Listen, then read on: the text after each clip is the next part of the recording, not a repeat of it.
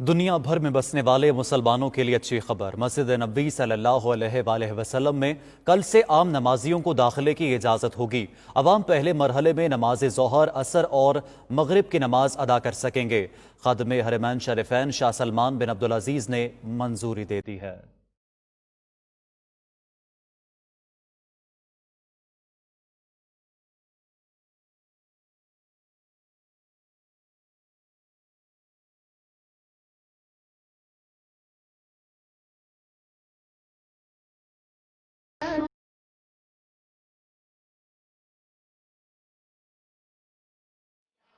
فرزندان اسلام کے لیے اچھی خبر۔ مسجد نبوی صلی اللہ علیہ وآلہ وسلم کو 31 مئی سے عام نمازیوں کے لیے مرحلہ وار کھولنے کی اجازت۔ کل سے نمازی مسجد نبوی صلی اللہ علیہ وآلہ وسلم میں ظہر، عصر اور مغرب کی نماز ادا کر سکیں گے۔ اشہد ان محمد رسول اللہ۔